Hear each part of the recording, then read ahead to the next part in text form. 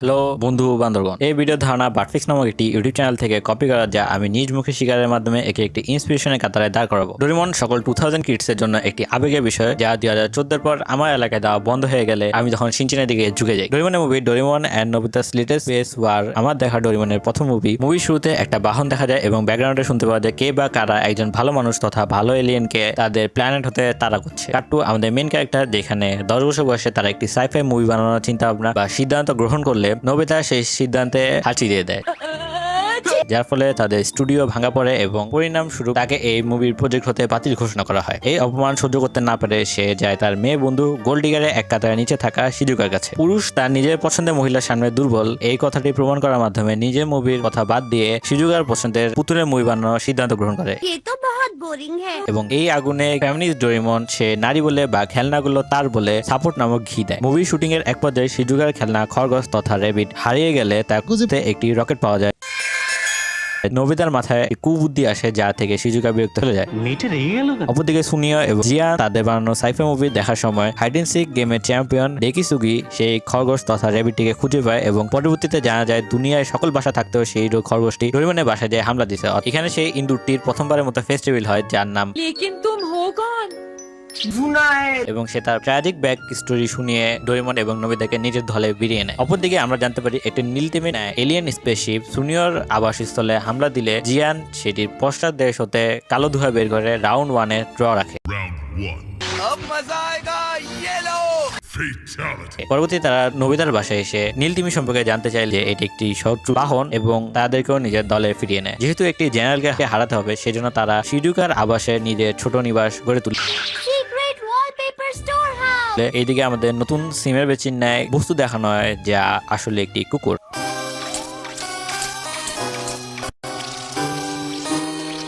শত্রুপক্ষ জোনাকি ছেড়ে দিলে এই জোনাকিগুলো দিনের বেলা মশার ন্যায় আচরণ করে এবং জিয়ানের কাছে পাড়া খায়। পরবর্তী সেটি ইভলভ হয়ে মাছির ন্যায় আচরণ করা শুরু করে জিয়ানের পকেটে ঢুকে যায়। অপরদিকে দুপুরবেলা এক গ্লাস দুধ অপচয় করার সিদ্ধান্ত গ্রহণ করে গোসল করার চিন্তা ভাবনা করলে জোনাকির ন্যায় পকেটটা জিয়ানের পকেটে থাকায় সে লোকেশন বের করে শিজুকার বাসায় হামলা দেয়। গোসল করে দুধ অপচয় করার চিন্তা ভাবনা করলে তাকে গ্রেফতার করা হয়।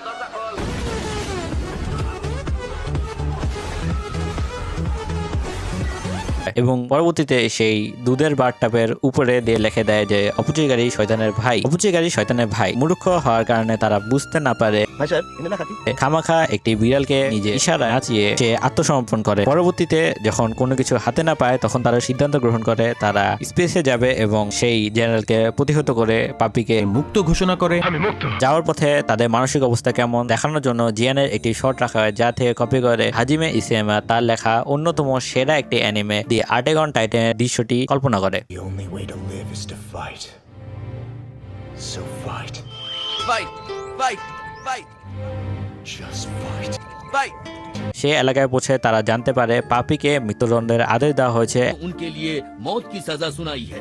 এমন সময় তাদের ট্যাঙ্ক লাগানো সাউন্ড রেকর্ডার থেকে অপোনেন্ট তাদের পরিকল্পনা সম্পর্কে জানতে পারে। অপরদিকে তারা পরিকল্পনা করে যে তারা 3 জন অপোনেন্টের আস্তানায় হানা দিবে। আস্তানায় প্রবেশের পরেই তারা নিজেকে গোপন করার সিদ্ধান্ত করে এবং এই সিদ্ধান্তে রোকো রোকো সালমান এফ রহমানের পন্থা অবলম্বন করে গায়েব হয়ে যায়। অ্যাভাটারের মতো নীল রং ধারণ করে, কিন্তু যেখানে সালমান এফ রহমান নিজেই পালিয়ে যেতে পারেনি, সেখানে তার শিষ্য কেমনে গোপন থাকতে পারে। আঙ্কেল, এটা তো আপনাদের ছবি না। এটা দেখতে তো তোমার মতোই। শালা নিয়ে চল কৈশোরে। লাতু। চারদিক থেকে তাদেরকে ঘেরাও করানো হয়, তখন পাগলা মলম লাগিয়ে সেখান থেকে পালাতে সক্ষম হয়। হাইরে মজার সুলকানি। সুলকানির টাইমে মনে হয় মরণ চান্দের রসগোল্লা খাচ্ছেন আর কি, এত মজা। সুলকাইতে সুলকাইতে চামড়া তুলা ফেলাইছেন, ভালো জায়গা সুলকাইয়া গাউ করে ফেলাইছেন। দামি দামি লঙ্গি গুলা এক সপ্তাহ পড়তে পারেন না। কিন্তু আগে থেকে পাইলস ক্রিম লাগানোর ফলে নোবিতার পাগলা মলমের কাজ করা বন্ধ হয়ে যায়। ফলে বিপদের বন্ধুই প্রকৃত বন্ধু তা পরিচয় দিয়ে জিয়ান নোবিতাকে সেভ করে।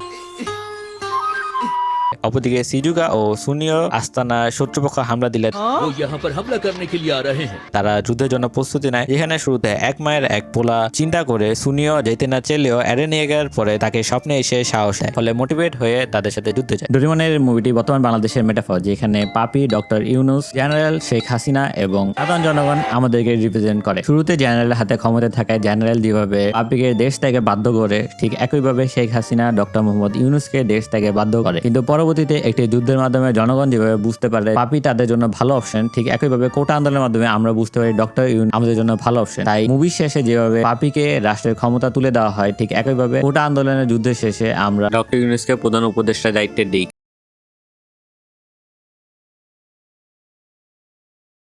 অপরদিকে এই দৃশ্য দেখে অনুপ্রাণিত হয়ে জ্যাক ব্ল্যাকের আরেকটি মুভি দ্য কিং কং এর এই দৃশ্যটি শুটিং করা হয়।